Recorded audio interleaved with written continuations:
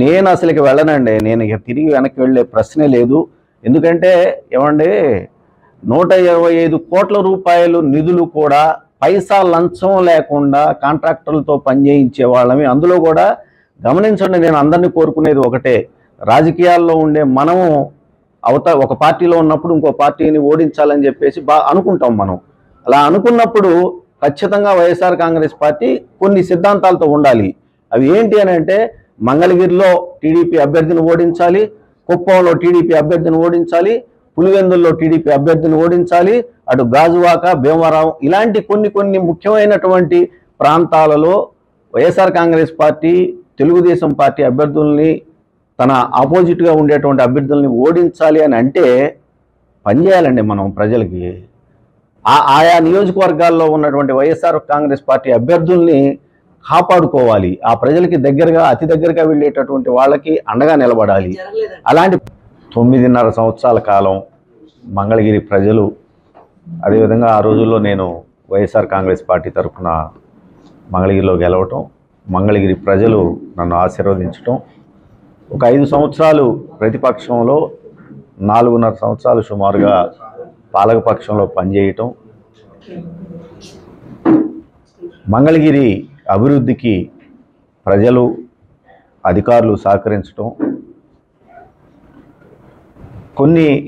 మొన్నే చెప్పాను నేను, కొన్ని వ్యక్తిగత కారణాల వల్ల రాజీనామా చేస్తున్నాను అని చెప్పి చెప్పటం,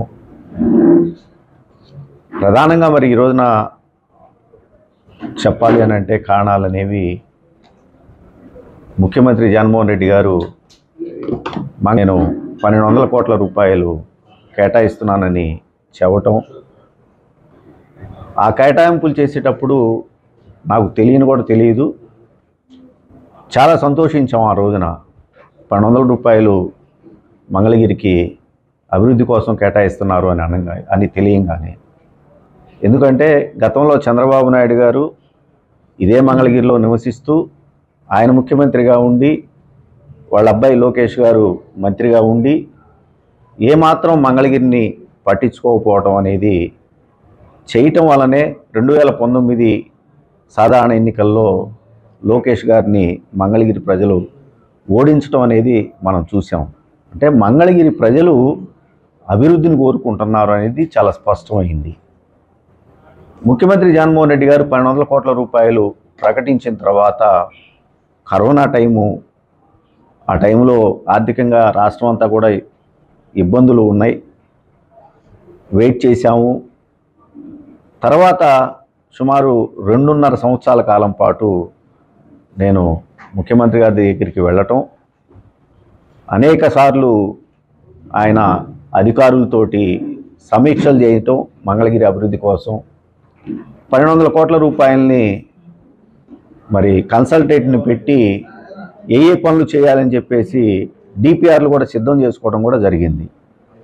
1200 కోట్ల రూపాయలు ఇవ్వలేములే, ఇబ్బందులుగా ఉన్నాయని చెప్పేసి దాన్ని 500 కోట్ల రూపాయలకి కుదించటం, 500 కోట్ల రూపాయలు మళ్ళా తిరిగి 350 కోట్ల రూపాయలు కుదించటం, మళ్ళా తిరిగి 350 కోట్లని 125 కోట్ల రూపాయలకు కేటాయించడం జరిగింది. అంటే చివరికి 1200 కోట్ల రూపాయల నుంచి 125 కోట్ల రూపాయలకి ఫైనల్ చేస్తూ మంగళగిరి నియోజకవర్గానికి అభివృద్ధి పనుల నిమిత్తం జీవో ఇచ్చి, తర్వాత అడ్మినిస్ట్రేటివ్ శాంక్షన్ కూడా ఇచ్చిన తర్వాత స్థానిక అధికారులతో కలిసి మేము టెండర్లకు వెళ్ళటం, మంగళగిరి నియోజకవర్గంలో స్థానికంగా ఉన్నటువంటి నేను కానీ, ఇక్కడ పనిచేస్తున్నటువంటి అధికారులు ఎవరూ కూడా పైసా కూడా లంచం తీసుకోరు అని చెప్పి తెలిసినటువంటి కాంట్రాక్టర్లు టెండర్లు వేయటం. ఖచ్చితంగా చెప్పగలుగుతాను, 40-50 సంవత్సరాలుగా మంగళగిరిలో లేనటువంటి అభివృద్ధిని కేవలం సుమారు సంవత్సర కాలం లోపల మేము ఆ టెండర్ల ద్వారా పూర్తి చేయించడం జరిగింది. అయితే నిధులు విడుదల అనేది మాత్రం ఒకవైపున ఇటు కాంట్రాక్టర్ల ఒత్తిళ్ళు, తిరిగి మళ్ళా నేను సీఎంఓకి వెళ్ళి ముఖ్యమంత్రి గారితో మాట్లాడుకున్నా, ఆయన ధనంజయ రెడ్డి గారికి చెప్పినా కూడా నిధులు విడుదల కాకపోవటం, చాలా ఇబ్బందులకు గురి చేసింది. 1200 కోట్ల రూపాయలని 125 కోట్ల రూపాయలకు కుదించి దాంట్లో రూపాయి కూడా ఈనాటికి కూడా విడుదల చేయనటువంటి పరిస్థితులు. మీ అందరికీ తెలుసు మంగళగిరిలో ఎన్ని పనులు చేసాం ఇప్పటికే, కానీ రూపాయి కూడా నిధులు రాని పరిస్థితుల్లో కాంట్రాక్టర్లు ఎన్ని ఇబ్బందులు పడతా ఉన్నారు, వాళ్ళ ఒత్తిడి ఎంత ఉంది. నేను సుమారు 7-8 కోట్ల రూపాయలు బయట నుంచి అప్పులు తీసుకొచ్చి మరీ కాంట్రాక్టర్లకి సర్దినటువంటి పరిస్థితులు కూడా అందరికీ తెలుసు. అదేవిధంగా ఇవన్నీ కూడా ఎంటీఎంసీలో చేయగలిగాం. మరి దుగ్గిరాల మండలానికి వచ్చేసరికి 50 కోట్ల రూపాయల నిధులు కేటాయించమని చెప్పి అడిగాం. 50 కోట్లని చివరికి 20 కోట్లన్నా కేటాయించమని చెప్పి అడిగినా కూడా ఆ నిధులు కూడా కేటాయించినటువంటి పరిస్థితులు వచ్చినాయి. నా సొంత డబ్బులతోటి ఇటు ఎంటీఎంసీలో కానివ్వండి, అదేవిధంగా దుగ్గిరాల మండలంలో కానివ్వండి, ఎన్ని పనులు చేశామో మంగళగిరి నియోజకవర్గ ప్రజలకి ఇక్కడ ఉన్నటువంటి అందరికీ తెలిసినటువంటి విషయమే. ఇంత జరిగినా కూడా ఇవాళకి కూడా బిల్లులు రానటువంటి పరిస్థితులు మరి ఉంటే ఏం చేయాలి? ఒకవైపున చూసాము 2019లో లోకేష్ అంతటి అతన్ని అభివృద్ధి చేయకపోతే ఓడించినటువంటి మంగళగిరి ప్రజలు మళ్ళీ తిరిగి వైఎస్ఆర్ కాంగ్రెస్ పార్టీకి పట్టం కట్టాలి అని అంటే మనం సంక్షేమంతో పాటు అభివృద్ధి కూడా చేయాల్సినటువంటి అవసరం చాలా ఉంది. ఆ అభివృద్ధికి మరి సహకరించకపోతే మళ్ళీ తిరిగి ఏ మొహం పెట్టుకొని మేము వెళ్ళి ఓట్లు అడగాలి మంగళగిరి ప్రజల్ని? చాలా బాధపడ్డాము, చాలా ఇబ్బందులు పడ్డాము. అందుకని నేను ఎవరిని నిందించాల్సినటువంటి అవసరం లేదు. ఇవాళ ఎవరి బాధలు వాళ్ళకున్నా, ఆర్థిక ఇబ్బందులు ఉన్నా కూడా వాళ్ళకి నాకు ధనంజయరెడ్డి గారు చాలా సార్లు మెసేజ్లు పెట్టారు, ఆరికే కొంచెం ఫైనాన్షియల్గా ఇబ్బందులు ఉన్నాయి, ఆ ఇబ్బందులు తొలగిపోగానే మంగళగిరికి డబ్బులు ఇస్తామని అన్నారు. కానీ ఎలక్షన్స్ కూడా దగ్గరకు వచ్చిన టైంలో కూడా ఇవాళ మంగళగిరికి నిధులు రాకపోతే ఇంక ఏమని మేము పని చేయగలుగుతాము, ఏమని మళ్ళీ తిరిగి ప్రజల దగ్గరికి వెళ్ళగలుగుతామని చెప్పేసి అనిపించి బహుశా నేను రాజకీయాలకి సరిపోనేమో ఇవాళ రాజకీయాలకి. ఎందుకంటే సంక్షేమం అభివృద్ధి ఈ రెండు కళ్ళు అని చెప్పుకునేటటువంటి ఏ ప్రభుత్వం అయినా కూడా సంక్షేమం అనే ఒక కంటిని వెలుగిచ్చి అభివృద్ధి అనే ఒక కంటికి వెలుగు లేకపోతే ఆ మనిషి పరిస్థితి ఎలా ఉంటుందో ఆ నియోజకవర్గ పరిస్థితి కూడా అలా ఉంటుంది అని చెప్పేసి భావించి ఆ రోజున నేను మంగళగిరి ప్రజల్ని మన్నించమని చెప్పి కోరుకుంటూ నేను రాజకీయం నుంచి ఆ రోజున మరి వైఎస్ఆర్ కాంగ్రెస్ పార్టీకి అదేవిధంగా నా శాసనసభ సభ్యత్వాన్ని కూడా నేను రాజీనామా చేయటం జరిగిందని చెప్పేసి ఈ సందర్భంగా తెలియజేసుకుంటాను. వ్యక్తిగా వాళ్ళ దీనికే వదిలేస్తామండి మేము. నేను ఎక్కడా కూడా నేను శాసనసభ సభ్యత్వానికి రాజీనామా చేసిన తర్వాత వాళ్ళు ఆమోదించకపోయినా కూడా నైతికంగా నేను నా విలువల్ని పాటిస్తూ, ఎందుకంటే స్పీకర్ గారి ఫార్మాట్లో ఇచ్చాను, నేను ఏ అధికారిక కార్యక్రమానికి కూడా నేను హాజరు కావటం లేదు. చివరికి నా గన్మెన్లు కానివ్వండి, నాకు ఇచ్చినటువంటి ఎస్కాట్ను కానివ్వండి, నేను ఎక్కడా కూడా వాడుకోవట్లేదు. అయినా కూడా మంగళగిరి ప్రజలకి నేను దూరంగా ఉండను. ఖచ్చితంగా నేను రాజకీయాల్లోనే ఉంటాను. రాబోయే రోజుల్లో ఏ పార్టీలో ఉండాలి, ఎలా నేను రాజకీయాలు చేసుకోవాలనేది ఇంకా కొద్దిగా టైము పట్టుద్దని అనుకుంటా ఉన్నా నేను. అయితే ఒక మాట అయితే నేను ఖచ్చితంగా చెప్పగలుగుతానండి, నేను రాజశేఖర రెడ్డి గారి మనిషిని. సో నేను ఖచ్చితంగా ఇవాళ రాజశేఖర రెడ్డి గారి అబ్బాయి ఆయన మరణం తర్వాత జగన్మోహన్ రెడ్డి గారు పెట్టినటువంటి పార్టీకి ఎంత సేవ చేశానో, వైఎస్ఆర్ కాంగ్రెస్ పార్టీ ఆ రోజుల్లో మరి అధికారంలో రావడానికి ఈ రాష్ట్రంలో లేదు. ముందు షర్మిలమ్మ గారు చేరితే మాత్రం నేను షర్మిలమ్మ అంటే నా పైన.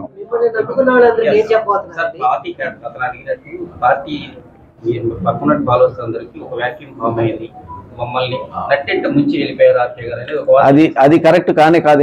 ఎందుకంటే నా దగ్గర ఉన్నటువంటి, నా చుట్టూ ఉన్నటువంటి వాళ్ళందరికీ తెలుసు మేము గత 2 సంవత్సరాలుగా మంగళగిరిలో ఏమేం పనులు చేస్తా ఉన్నాము, ఎన్ని ఇబ్బందులు పడుతున్నాము, ఎన్ని బాధలు పడతా ఉన్నాము. అయినా కూడా మాకు ఆర్థికంగా అండ దొరకలేదు అనేది ప్రతి ఒక్కరికి తెలిసినటువంటి మాట అయితే.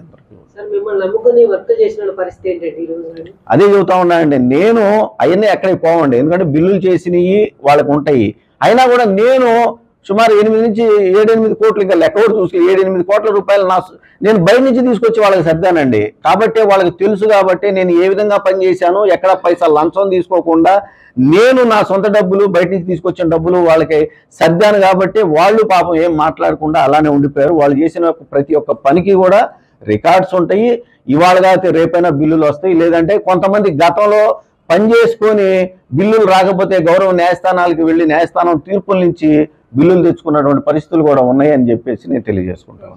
ఇప్పటికి కూడా ఏమంటే ఏ రాజకీయ పార్టీకైనా కూడా న్యాయ నిర్ణేతలు ప్రజలండి. తెలుగుదేశం పార్టీ పనిచేయలేదు కాబట్టి తెలుగుదేశం పార్టీని ఆ రోజులు 2019లో ఇంటికి పంపించారు. 23 సీట్లకే పరిమితం చేశారు. కేవలం 3 పార్లమెంటు స్థానాలకే పరిమితం చేశారు. రేపొద్దున ఈ రాష్ట్ర ప్రజలు వైఎస్ఆర్ కాంగ్రెస్ పార్టీ పనిచేయలేదని అనుకుంటే ఖచ్చితంగా అదే పరిస్థితి తిరిగి వైఎస్ఆర్ కాంగ్రెస్ పార్టీకి రాదు అని చెప్పేసి ఎందుకు అనుకోకూడదండి? మీరేమో అభిప్రాయపడుతున్నారు? చెబుతాము మేము. నేను ఏదో ఒక పార్టీలో చేరిన రోజు నా అభిప్రాయాన్ని ఖచ్చితంగా నిక్కచ్చిగా చెబుతా, ధైర్యంగా చెబుతాను. జగన్మోహన్ రెడ్డి గారే సమాధానం చెప్పాలి. నేను అందుకే అన్నా, ఇందాకే అన్నా, నేను రాజకీయాల్లో నేను రాజశేఖర రెడ్డి గారి కుటుంబాన్ని వదిలిపెట్టను. నేను రాజశేఖర రెడ్డి గారి మనిషిని, రాజశేఖర రెడ్డి గారి భక్తుల్ని, నేను రాజశేఖర రెడ్డి గారి అభిమానిని. నేను అంటే ఇప్పుడు మిమ్మల్ని భవిష్యత్తులో మంగళగిరి ప్రజలు ఎలా చూడబోతున్నారు? ఒక పార్టీ కార్యకర్తగా చూడబోతున్నారా, ఒక నాయకుడిగా? చూద్దామండి. ఎందుకంటే నేను ఇంకా ఏ పార్టీలో చేరలేదు అఫీషియల్గా. నేను చేరాలి అని అంటే షర్మిలమ్మ గారితోటి నా రాజకీయ భవిష్యత్తు ముడిపడి ఉంది. షర్మిలమ్మ గారు తీసుకునేటువంటి నిర్ణయానికి అనుగుణంగా నేను నిర్ణయాన్ని తీసుకుంటాను. కాబట్టి ఆ రోజున ఆ పార్టీ తీసుకునే నిర్ణయాలకి అనుగుణంగా నేను పనిచేయాల్సి వస్తుంది. కాబట్టి ఖచ్చితంగా నేను ఆ రోజున ఏ నిర్ణయం తీసుకుంటానో ఆ నిర్ణయానికే పనిచేస్తాను. ఇతర పార్టీల నుంచి వచ్చారండి, చాలామంది అడిగారు. అయినా కూడా నేను వాళ్ళు నన్ను అడిగిన దానికి నేను గౌరవప్రదంగానే చెప్పాను. నేను రాజశేఖర రెడ్డి గారి మనిషినండి, రాజశేఖర రెడ్డి గారి కుటుంబంతోనే ఉంటాను. షర్మిలమ్మ గారు ఏ నిర్ణయం తీసుకుంటే ఆ నిర్ణయానికి అనుగుణంగా నేను పనిచేస్తానని చెప్పాను. కేసులు ఎప్పుడు ఉంటాయండి, 100% కొనసాగిస్తాను. నేను చెప్పాను కదండి, తప్పు ఎవరు చేసినా తప్పే. ఓటుకు నోటు కేసులో చంద్రబాబు నాయుడు గారు రేవంత్ రెడ్డి గారి ద్వారా 5 కోట్ల రూపాయలకు అవసరం లేనటువంటి ఎమ్మెల్సీ ఎన్నికల్లో డబ్బులు ఇచ్చి పంపిస్తూ 50 లక్షల రూపాయలు అడ్వాన్స్ ఇచ్చి అడ్డంగా ఆడియో వీడియో టేపుల్లో దొరికినటువంటి పరిస్థితి ఈ ప్రపంచం చూసిందండి. అది ఖచ్చితంగా న్యాయస్థానాల్లో ఉంది. నేను ఎక్కడున్నా కూడా, నేను ఒకవేళ రాజకీయాల్లో రేపు లేకపోయినా కూడా ఆ కేసులు కొనసాగుతాయి. ఇన్నర్ రింగ్ రోడ్డు కేసులో కూడా ఇదే నియోజకవర్గంలో నేను ఎమ్మెల్యేగా ఉండగా చంద్రబాబు నాయుడు గారు తెలుగుదేశం పార్టీ అనేది ఆ రోజుల్లో ఆ ప్రభుత్వం తప్పులు చేసిందనేది నా అభియోగాలతోటి నేను గౌరవ న్యాయస్థానాలని నేను ఆశ్రయించాను. కాబట్టి ఆ కేసులకు సంబంధించి నేను ఎక్కడికి వెనక్కి పోను. ఆ కేసులు కంటిన్యూ అవుతాయి ఖచ్చితంగా. అదే అందుకే అంది, ఓటుకు నోటు కేసులో రేవంత్ రెడ్డి గారు చంద్రబాబు నాయుడు గారు మనవాళ్ళు బ్రీఫ్డ్ మీ అనే వాయిస్ ఆయనే అని చెప్పేసి నేను స్పష్టంగా ఎఫ్ఎస్ఎల్ ల్యాబ్ ద్వారా నేను సమర్పించినటువంటి పేపర్స్ ఉన్నాయి. కాబట్టి పైగా రేవంత్ రెడ్డి గారు ఆడియో వీడియోలో దొరికిపోయాడండి. ముఖ్యమంత్రి అయితే ఏమన్నా గొప్ప ఏందండి? తప్పు చేసిన వాళ్ళు మహామహులే న్యాయస్థానం మెట్లెక్కి శిక్ష అనుభవించారు ప్రజాస్వామ్యంలో. దానికి ముఖ్యమంత్రి అనో ప్రధానమంత్రి అనో తేడా ఉండదు. తప్పు చేసిన వాడు తప్పే, ఆ శిక్ష అనుభవిస్తాడు ఎవరైనా. జగన్ ప్రభుత్వం చేసే అవకాశం ఉంది. ఆ రోజు చూస్తామండి పరిస్థితులు. ఎక్కడైనా దొరికితే మాత్రం అదే అంటుంది, ఎవరైనా తప్పే. నేను చేసిన ఇది ఎక్కడైనా తప్పు ఉంటే తీయండి, ఇదిగో నేను తప్పు చేశానని నిరూపించండి, నేను దానికి బద్దుడినై ఉంటాను. మీరు చేసిన తప్పే, నేను చేసిన తప్పే, ఎవరు చేసిన తప్పేనండి. ఎందుకు ఎన్నుకుంటున్నారు ప్రజలు ప్రజాప్రతినిధుల్ని? మమ్మల్ని పరిపాలించండి, చట్టబద్ధంగా చేయండి అని చెప్పేసి పరిపాలన చేయమన్నప్పుడు ఈ దోపిడీలు ఏందండి ఎందుకు వస్తాయి? అలా చేస్తే అందుకే కదా, అలా చేయకూడదని వాటిని కట్టడి చేయడానికే కదా న్యాయస్థానాలు చట్టాలు ఉన్నాయి. సార్, మంగళగిరిలో మీరు ఎమ్మెల్యేగా ఉన్నప్పుడు కొన్ని పనులు చేశారు, కోనేరు లాంటిది కావచ్చు, చేనేత అవి నత్తనాటకం నడుస్తున్నాయని చెప్పేసి వాటిని అందరూ మీరే చూసారండి. ఇక్కడున్న మీరందరూ ఇప్పుడు నన్ను ప్రశ్నలు అడుగుతున్నా మీరందరూ కూడా మంగళగిరి వాసులే. నేను అందుకే ఇందాకన్నా 30-40 సంవత్సరాలు 50 సంవత్సరాల నుంచి లేనటువంటి అభివృద్ధిని 4.5 సంవత్సరాల కాలంలో నేను చేసి చూపించాను. నేను అందుకే అడుగుతున్నా, అటు వైఎస్ఆర్ కాంగ్రెస్ పార్టీ వాళ్ళని కానివ్వండి, టీడీపీ వాళ్ళని కానివ్వండి, వెళ్ళి చూడమనండి. నేను ఓపెన్గా చెబుతున్నాను, ఏ బజార్కి వెళ్తారో, ఏ వీధికి వెళ్తారో, ఏ పేటకి వెళ్తారో, ఏ ఏరియాకి వెళ్తారో, నాడెలా ఉంది నేడెలా ఉంది చెక్ చేసుకోమనండి. ఎంత పని చేశామో, దానికి ఏమైనా నిధులు ఇచ్చారో అని కూడా చెక్ చేసుకోమని కూడా అడుగుతా ఉన్నా. ఎన్ని బాకీలు ఉన్నాము, ఎన్ని ఇబ్బందులు పడతా పనిచేసాము, ఇన్ని చేసినా కూడా నిధులు ఇవ్వలేకపోతే అంతదాకా ఎందుకంటే అతి ఇంపార్టెంట్ అయినటువంటి 2 బ్రిడ్జిలు, రేవేంద్రపాడు బ్రిడ్జి బ్రిటిష్ కాలంలో బకింగ్హామ్ కెనాల్ మీద కట్టారు. అదేవిధంగా తాడేపల్లిలో అనునిత్యం ముఖ్యమంత్రి గారు పయనించేటటువంటి హెలిపాడ్కి వెళ్ళేటటువంటి బ్రిడ్జి కూడా మరి అది కూడా బ్రిటిష్ కాలంలో కట్టింది. ఈ 2 బ్రిడ్జిలకి నిర్మాణానికి నిధులు ఇవ్వమని నేను గతంలో తెలుగుదేశం పార్టీలో దేవినేని ఉమామహేశ్వరరావు గారు జలవనరుల శాఖ మంత్రిగా పనిచేసేటప్పుడు, అప్పుడు నేను ప్రతిపక్షంలో ఎమ్మెల్యేగా ఉన్నప్పుడు 2 సార్లు స్వయంగా లేఖలు రాసి వెళ్ళి ఆయన కలిశాను కూడా. ఆయన అన్నమాట మా దగ్గర నిధులు వారికి మేము ఇవ్వలేమని అన్నాడు స్పష్టంగా. మేము ఈ నియోజకవర్గ ప్రజలకి మేము హామీ ఇచ్చాము ఎన్నికల టైంలో, ఖచ్చితంగా రేవేంద్రపాడు బ్రిడ్జి, ఈ తాడేపల్లి బ్రిడ్జి బకింగ్హామ్ కెనాల్ మీద కడతాము అని చెప్పేసి. ఎందుకంటే రేవేంద్రపాడు బ్రిడ్జి అది కనుక ఏమన్నా ఇబ్బంది అయితే మరి అటు కొల్లిపర మండలం నుంచి కానివ్వండి, తాడేపల్లి దుగ్గిరాల మండలం నుంచి విజయవాడ వచ్చే వాళ్ళందరికీ కూడా అసలు ఇక రెండో దారి లేనే లేదు. అలాంటి బ్రిడ్జిని మనం పునర్నిర్మించాల్సినటువంటి అవసరం ఉందని ఎన్నిసార్లు ముఖ్యమంత్రి గారి దగ్గరికి వెళ్ళాము, ఎన్నిసార్లు నేను రాసినటువంటి లెటర్ల ద్వారా ఆయన కోరుకున్నాను. దాని నిర్మాణం చేపట్టకపోతే మనం ఏమని సమాధానం చెప్పగలుగుతాము ఈ మంగళగిరి నియోజకవర్గ ప్రజలకు అని చెప్పేసి నేను తెలియజేసుకుంటాను. పక్కకి వెళ్ళిపోయినా కూడా నేను ఆ అధికారులను కోరుకుంటానండి వాటిని కంటిన్యూ చేయమని.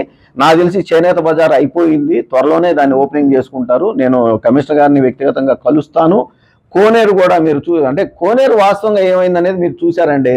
ఒక కమిటీకి ఎండోమెంట్ అధికారులు దాన్ని రిఫర్ చేయటం వల్ల ఆ కమిటీ 2-3 నెలలు టైం తీసుకుంది. ఎక్కడైతే పిడుగుపడి అది దెబ్బతిందో అక్కడ మళ్ళీ తిరిగి మెట్లు నిర్మించాలి అంటే ఎలా ఆ మెట్ల నిర్మాణం కొనసాగించాలనేది ఒక రిపోర్ట్ రావడానికి 2-3 నెలలు టైం పట్టింది. ఆ రిపోర్ట్కి అనుగుణంగా పనిచేయడానికి కాంట్రాక్టర్ దొరకడానికే మాకు 5-6 నెలలు పట్టింది ఆ రోజుల్లో. ఇవాళ ఆ కాంట్రాక్టర్ పని కూడా చివరికి నిన్న కూడా నేను మాట్లాడుకుంటానే ఉన్నాను వాళ్ళతోటి ఎంతవరకు వచ్చిందని. లాస్ట్కి వచ్చేసరికి ఇంకో 3-4 హోల్స్ వేయాలని చెప్పేసి అంటా ఉన్నారు. అది అయితే వెంటనే ఆ మెట్ల నిర్మాణం కూడా కొనసాగుద్ది. ఇవన్నీ కూడా ఈ పనులు బిగినైనటువంటి పనులన్నీ ఇవన్నీ కూడా ఖచ్చితంగా ఎవరైనా కొనసాగిస్తారని చెప్పి నేను భావిస్తాను. ప్రచారాలే ముఖ్యమంత్రి గారికి తెలుసు, జగన్మోహన్ రెడ్డి గారికి నాకు తెలుసు ఏం జరిగింది, అసలు ఏమైంది అనేది. అదన్నీ అపోహలేనండి. అందరితో టచ్ లోనే ఉంటాం. కలిశానండి, నేను కలిశాను షర్మిలమ్మ గారిని కలిశాను. ఇప్పుడే మేము చెప్పలేమండి, నేను ఇప్పుడు చెప్పలేము. షర్మిలమ్మ గారు ఇంకా నిర్ణయం తీరు జాయిన్ ఆమె అఫీషియల్ గా జాయిన్ అయిన తర్వాత నేను మళ్ళీ మిమ్మల్ని కలుస్తాను. ఓటమికి భయపడే ఎమ్మెల్యేకి ఇక్కడ ఈ రాజీనామా అనే ఎవరన్నారు ఆ మాట? ఎవరన్నారు? రైట్, అది నేను వెళ్ళలేదండి. ఒకవేళ అదే మాట లోకేష్ గారు అని ఉంటే లోకేష్ గారిని టీడీపీ వాళ్ళని మంగళగిరిలో నేను అడిగేది ఒకటే. గతంలో చంద్రబాబు నాయుడు గారు ముఖ్యమంత్రిగా, లోకేష్ గారు మంత్రిగా ఇదే నియోజకవర్గంలో నివసించారు. ఆ రోజుల్లో మంగళగిరి ఎలా ఉంది, ఈ 4.5 సంవత్సరాల కాలంలో వైఎస్ఆర్ కాంగ్రెస్ పార్టీ ప్రభుత్వం నాకు అండగా నిలబడకపోయినా కూడా ఎంత అభివృద్ధి చేశామో గుండెల మీద చేసుకొని ఆ బజార్లకు వెళ్ళండి, లేదంటే నేను చేసినటువంటి నిర్మాణాల దగ్గరికి వెళ్ళి చూసి ఆ మాట చెప్పమని చెప్పేసి నేను కోరుకుంటా ఉన్నాను.